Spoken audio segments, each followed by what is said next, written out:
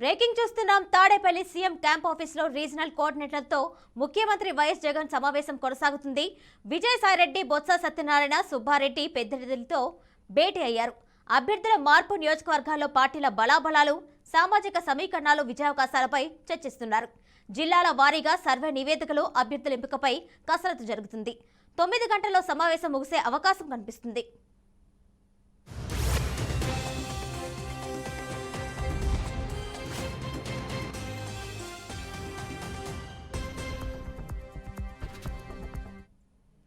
YCP నియోజకవర్గ ఇన్ఛార్జీల జాబితా కొలిక్కి వచ్చింది. కాసేపట్లో రెండో జాబితా విడుదల చేయనున్నారు. నియోజకవర్గ ఇన్ఛార్జీలపై వారం రోజులుగా సీఎం జగన్ సుదీర్ఘ కసరత్తు చేశారు. ఎమ్మెల్యేలతో చర్చించి ఇన్ఛార్జీలను ఖరారు చేశారు. పలువురు ఎమ్మెల్యేలను తప్పించి కొత్త వారికి అవకాశం ఇచ్చారు.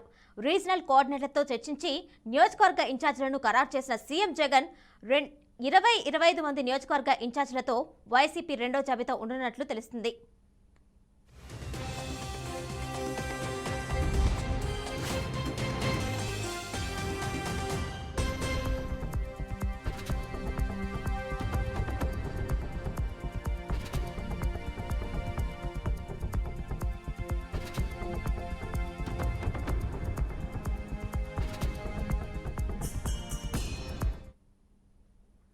ఉమ్మడి తూర్పు గోదావరి, ఉమ్మడి పశ్చిమ గోదావరి జిల్లాలో నియోజకవర్గ ఇన్ఛార్జీల మార్పు ఉండే అవకాశం ఉంది.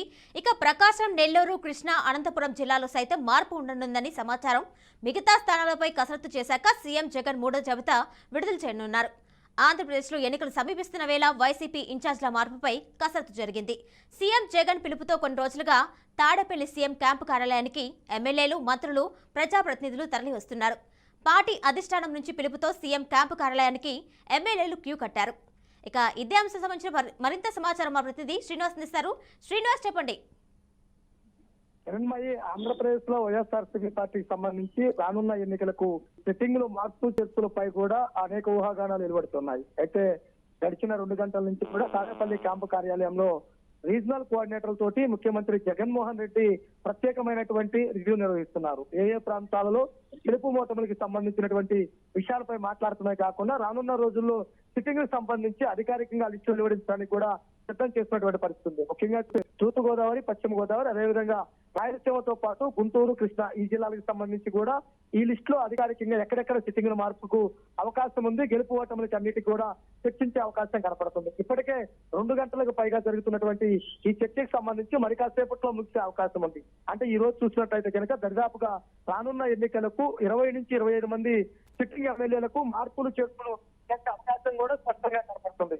అయితే ఇప్పుడు చూసినట్లయితే కనుక ప్రతి ఒక్క ఎమ్మెల్యే, ప్రతి ఒక్క ఆ ఎంపీ కూడా సిట్టింగులు మార్పులు అనేసరికి ప్రతి ఒక్కరు కూడా ఏం జరిగిద్దా ఏంటనేది కూడా ఎదురు చూస్తున్నటువంటి పరిస్థితి. ఇప్పటికే చూసుకుంటే రాయలసీమ నుంచి కొంతమంది, అదేవిధంగా గుంటూరు, కృష్ణా జిల్లాల నుంచి కొంతమంది మా అంతా క్యాంపు కార్యాలయానికి చేరుకొని ప్రత్యేకమైనటువంటి చర్చలో పాల్గొని వెనుదిరుగుతున్నటువంటి పరిస్థితి. మరి కాసేపట్లోనే అధికారికంగా సిట్టింగులకు సంబంధించినటువంటి మార్పులు చేర్పులకు సంబంధించి కూడా అధికారిక ప్రకటన కూడా వెళ్ళే అవకాశం కూడా కనపడుతుంది. ఇప్పటికే 11 మంది సిట్టింగులకు సంబంధించినటువంటి మార్పులు లిస్టు వచ్చిన తర్వాత అనేక ఆందోళన వ్యక్తం కావడం జరిగింది. తర్వాత ఇప్పుడు రెండో విడత, అంటే ఇప్పుడు చూసినట్లయితే కనుక ఈసారి 20 నుంచి 25 మంది ఎమ్మెల్యేలకు, ఎంపీలకు సంబంధించినటువంటి సిట్టింగ్ స్థానాలు మార్పులు ఉంటాయన్న నేపథ్యంలో ఎవరు ఏ స్థానము మార్పు ఏంటనేది కూడా ఆతృతగా ఎదురు చూస్తున్నటువంటి పరిస్థితి ఉండడం జరిగింది. మరి కాసేపట్లోనే సీఎం తాడేపల్లి క్యాంపు కార్యాలయంలో అధికారికంగా వైసీపీ పార్టీకి సంబంధించినటువంటి సిట్టింగ్ మార్పులు చేర్పులకు సంబంధించినటువంటి జాబితా విడుదలయ్యే అవకాశం కూడా ఉంది. అయితే శ్రీనివాస్, అంటే జిల్లాల వారీగా సర్వే నివేదికలను బట్టి ఇదనే రిలీజ్ చేసే అవకాశం ఉంటుందా?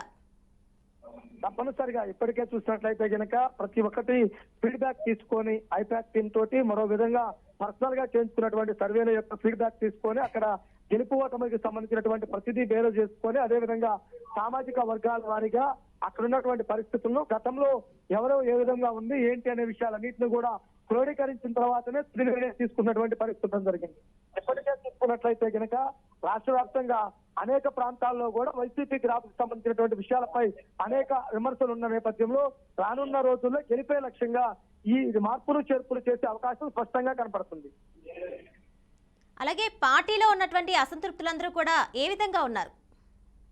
అంటే ముఖ్యంగా చూస్తే మొదటి విడత తర్వాత కొంత అసంతృప్తి వెలగెక్కిన ప్రాంతాల్లో కూడా వారికి సర్ది చెప్పిన పరిస్థితి ఉండడం జరిగింది. ఒక మంగళగిరి ఆర్ రామకృష్ణారెడ్డి మినహా మిగిలిన వారంతా కూడా సైలెంట్ గా ఉన్నటువంటి పరిస్థితి కూడా ఉండడం జరిగింది. అలానే ఈ రెండో విడతకు సంబంధించినటువంటి లిస్ట్ ఏదైతే ఉందో రెండో విడతకు సంబంధించి అధికారికంగా ప్రకటన వచ్చిన తర్వాత, అంటే క్లారిటీగా పార్టీ వ్యతిరేక ప్రకటన వచ్చిన తర్వాత అక్కడ ఉన్నటువంటి అసంతృప్తులను కూడా పిలిపించుకునే మాట్లాడే అవకాశం కూడా కనపడుతుంది. ఇప్పటికే కొన్ని ప్రాంతాల్లో సిట్టింగ్లకు సంబంధించినటువంటి క్లారిటీ కూడా ఇవ్వడం జరిగింది.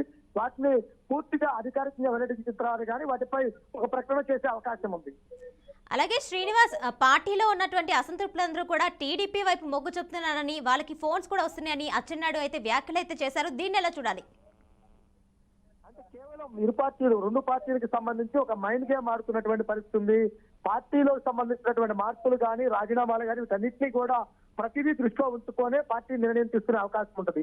అంటే ఈ రోజు చూస్తే విశాఖపట్నంలో దాడి వీరభద్రరావు రాజీనామా చేసిన తర్వాత అక్కడ వైవి సుబ్బారెడ్డి కూడా మాట్లాడుతూ కూడా ఇలాంటి అన్ని సహజము, ఎన్నికల ముందు వెళ్తుంటారు వస్తుంటారు, వాటిని పట్టించుకోవాల్సిన అవసరం లేదనే విధంగా కూడా స్పష్టం చేస్తున్నటువంటి పరిస్థితి ఉంది. అంటే వైసీపీ పార్టీ తప్పనిసరిగా మార్పులు చేర్పులు అసమ్మతి ఇవన్నింటినీ దృష్టిలో ఉంచుకొని ఇటువంటి మార్పులు చేర్పులు చేస్తున్న పరిస్థితి కనుక కనపడుతుంది. Right Srinivas, thank you.